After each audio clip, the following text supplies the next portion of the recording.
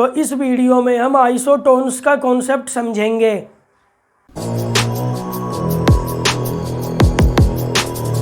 मेरा नाम है अक्षय, आप देख रहे हैं केमिस्ट्री ज्ञान कोश। केमिस्ट्री के कॉन्सेप्ट्स, डाउट के सॉल्यूशंस और भी एजुकेशनल वीडियोस देखने के लिए इस चैनल को सब्सक्राइब करें और बेल आइकॉन को प्रेस करना ना भूलें। देखिए दोस्तों, आज का हमारा टॉपिक है आइसोटोन्स। आज हम आइसोटोन्स का कॉन्सेप्ट समझेंगे दोस्तों। तो इसका सबसे पहले कॉन्सेप्ट समझने से पहले आइसोटोन्स की डेफिनेशन देखते हैं दोस्तों।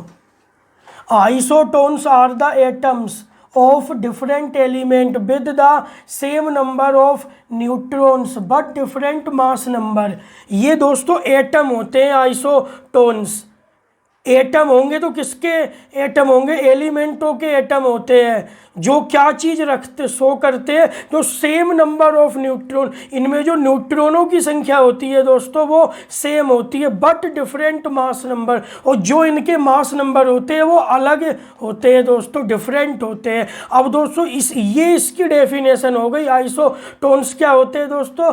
Isotones are the atoms of different element with the same number of neutrons but different mass number is called isotones. अब इसका दोस्तों एग्जाम्पल से इसका कॉन्सेप्ट क्लियर करूंगा दोस्तों मैं। अब मैंने ये स्पीसीज लिए तीन, ये तीनों स्पीसीज दोस्तों आइसोटोन्स है। 14 सिलिकॉन 30, 15 फॉस्फोरस 31, 16 सल्फर 32। ये जो नीचे है दोस्तों ये सिलिकॉन है। सिलिकॉन के जो नीचे ये इसका एटॉमिक नंबर है, ये इसका मास नंबर है। सिलिकॉन का मास नंबर 30।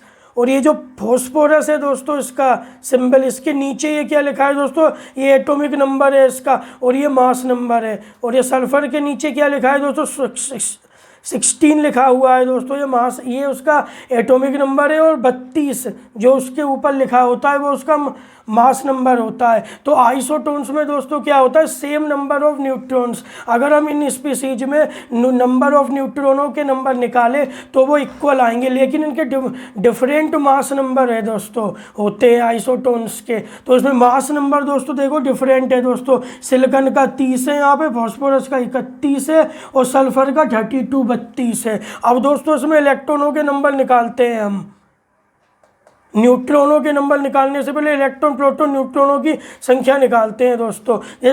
जैसे सिलिकॉन है, ये उदासीन है, न्यूट्रल है, इसके ऊपर कोई चार्ज नहीं है। और इसका एटॉमिक नंबर कितना होता है दोस्तों? सिलिकॉन का 14 होता है। तो इसमें इलेक्ट्रॉन कितने हो गए दोस्तों? 14 हो गए। प्रोटॉन भी 14 होंगे दोस्तों। और न्यूट्रॉन कैसे निकलेंगे दोस्तों? इसमें सिलिकॉन में जो इसका मास नंबर है, मास नंबर कितना है सिलिकॉन का? 30। इसमें से माइनस करना है इसका, इसमें प्रोटॉनों की संख्या, सिलिकॉन में प्रोटॉनों की संख्या कितनी होती है? 14। 30 में से 14 गया तो 30 में से 14 गया तो कितना बचा दोस्तों? 16 बचा।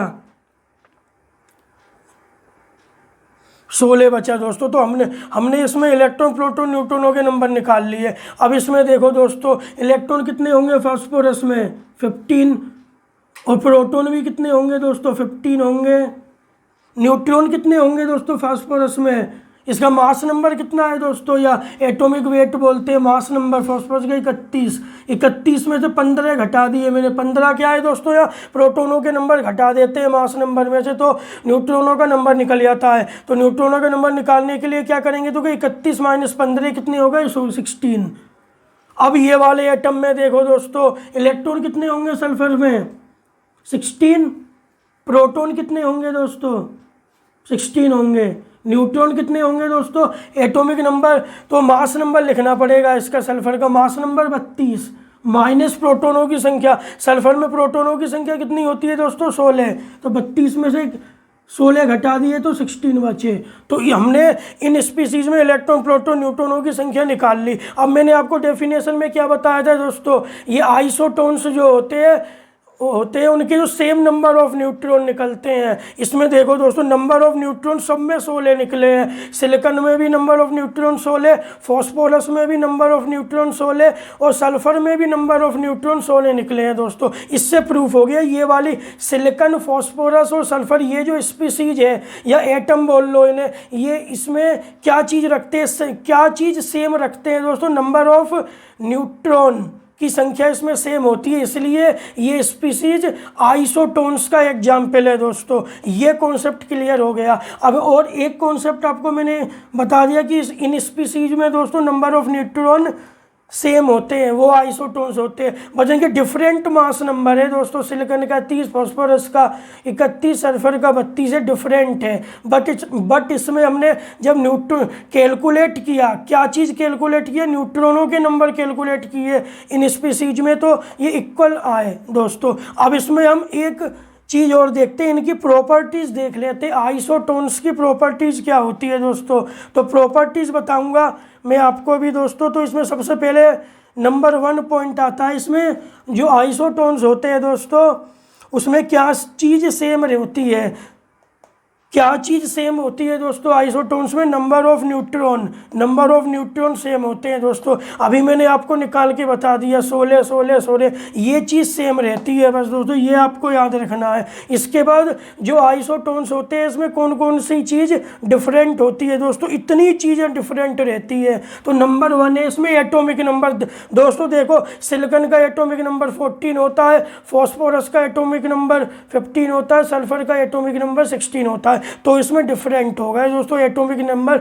डिफरेंट का मतलब सब में अलग अलग है, ये डिफरेंट होता है। मास नंबर देखो दोस्तों, मास नंबर सिलिकॉन का 30, फॉस्फोरस का 31, सल्फर का 32 होता है। ये चीज़ भी आइसोटोन्स में डिफरेंट होती है, मास नंबर भी डिफरेंट होता है दोस्तों। नंबर 3 पे प्रोटॉन, जो प्रोटोनों के नंबर भी दोस्तों डिफरेंट आए हैं। देखो सिलिकॉन में प्रोटॉन 14 होते हैं, फॉस्फोरस में प्रोटॉन 15 होते हैं, सल्फर में प्रोटॉन 16 होते हैं। तो डिफरेंट हो गए दोस्तों प्रोटॉन। तो इसमें आइसोटोन्स में प्रोटोनों के नंबर भी डिफरेंट होते हैं दोस्तों। नंबर 4 पे नंबर्स ऑफ इलेक्ट्रॉन्स, इनमें इलेक्ट्रॉनों के जो नंबर होते हैं वो भी डिफरेंट होते हैं दोस्तों। सिलिकॉन में इलेक्ट्रॉनों का नंबर कितना है दोस्तों, 14 है।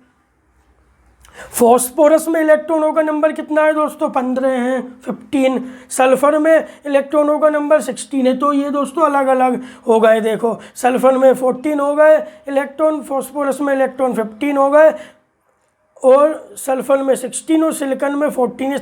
तीनों स्पीसीज या एटम में अलग अलग नंबर होगा इलेक्ट्रॉनों के। तो आइसोटोन्स में नंबर ऑफ इलेक्ट्रॉन्स अलग अलग होते हैं। इलेक्ट्रॉनिक कॉन्फ़िगरेशन भी दोस्तों इनका अलग अलग होता है। किनका अलग अलग होता है, इनका आइसोटोन्स का। ये सिलिकॉन का एटॉमिक नंबर होता है दोस्तों 14, जेड से शो करते हैं एटॉमिक नंबर का को। तो इसका इलेक्ट्रॉनिक कॉन्फ़िगरेशन बनाएंगे तो 2,8,4 बनेगा। और जो फॉस्फोरस का एटॉमिक नंबर होता है 15, इसका जब बनाएंगे हम, इसका जब क्या बनाएंगे एटॉमिक इलेक्ट्रॉनिक कॉन्फ़िगरेशन बनाएंगे फॉस्फोरस के, तो 2,8,5 बनेगा दोस्तों। सल्फर का एटॉमिक नंबर कितना होता है दोस्तों, 16 होता है, 16। तो इसका इलेक्ट्रॉनिक कॉन्फ़िगरेशन बनाएंगे दोस्तों 2,8,6 बनेगा। तो तीनों एटम में के जो इलेक्ट्रॉनिक कॉन्फ़िगरेशन अलग अलग है।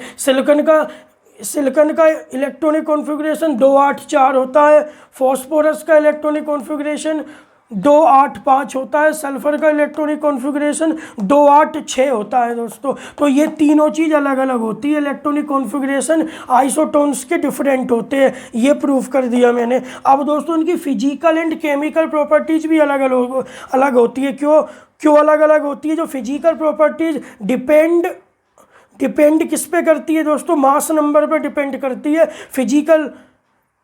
फिजिकल प्रॉपर्टी इनकी मास नंबर पे डिपेंड करती है। और आइसोटोन्स के जो मास नंबर अलग अलग होते हैं, 30, 31, 32, इसलिए फिजिकल प्रॉपर्टीज अलग होती है। और क्या चीज़ अलग होती है इनकी, केमिकल प्रॉपर्टीज़ दोस्तों अलग होती है।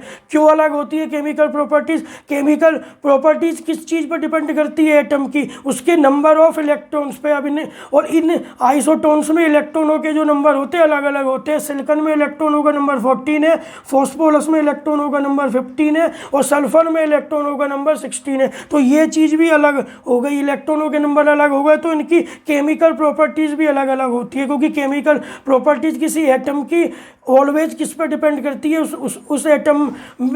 उस एटम में कितने इलेक्ट्रॉन प्रेजेंट है, इनमें अलग अलग इलेक्ट्रॉन प्रेजेंट होते हैं, इसलिए इनकी केमिकल प्रॉपर्टीज़ अलग होती है। फिजिकल प्रॉपर्टीज़ भी दोस्तों अलग होती है, क्यों? इनके डिफरेंट मास नंबर होते हैं, इनके डिफरेंट मास नंबर है, इसकी वजह से। अब लास्ट पॉइंट है इसमें दोस्तों, position in the periodic table. जो आइसोटोन्स होते हैं, इनकी जो पोजीशन पीरियोडिक टेबल में, जैसे सल्फर फॉस्फोरस और सल्फर सिलिकॉन फॉस्फोरस, ये जो मैंने लिखे एग्जाम्पल, इनकी जो पीरियोडिक टेबल में पोजीशन भी डिफरेंट होगी। ये सिलिकॉन किसी अलग ग्रुप और पीरियड में रखा जाएगा, और ऐसे फॉस्फोरस ये किसी अलग ग्रुप और पीरियड में रखा गया है किसी, और ये सल्फर भी अलग ग्रुप और पीरियड में रखा गया है, तो इनकी पोजीशन भी आइसोटोन्स की पीरियोडिक टेबल में अलग होती है दोस्तों। ये इस तरह से पूरा कॉन्सेप्ट क्लियर होता है। जो आइसोटोन्स क्या होते हैं दोस्तों, ऐसे एटम होते हैं एलिमेंट के जिनके सेम नंबर ऑफ न्यूट्रॉन्स होते हैं, न्यूट्रॉनों की संख्या निकालो तो सेम निकलेगी, बट डिफरेंट मास नंबर, उनका जो एटॉमिक वेट या मास नंबर होता है वो डिफरेंट होता है। और क्या चीज़ दोस्तों आइसोटोन्स में सेम रहती है? नंबर ऑफ न्यूट्रॉन सेम रहते हैं। और क्या क्या चीज़ डिफरेंट रहती है आइसोटोन्स में? एटॉमिक नंबर डिफरेंट रहता है, मास नंबर डिफरेंट रहता है, प्रोटॉनों के नंबर डिफरेंट रहते हैं, इलेक्ट्रॉनों के नंबर डिफरेंट रहते हैं, इलेक्ट्रॉनिक कॉन्फ़िगरेशन डिफरेंट रहता है, और physical and chemical properties isotones की अलग अलग होती है सबकी। और लास्ट पॉइंट है दोस्तों, position in the periodic table. जो आइसोटोन्स की जो पोजीशन होती है पीरियोडिक टेबल में, वो भी डिफरेंट होती है। इस तरह से दोस्तों हमारा आइसोटोन्स का कंप्लीट कॉन्सेप्ट बता दिया है मैंने दोस्तों। इसे आप एक बार पढ़ना और समझना। धन्यवाद दोस्तों। अगर आपको ये वीडियो पसंद आया है तो वीडियो को लाइक करें, शेयर करें और चैनल को सब्सक्राइब करें।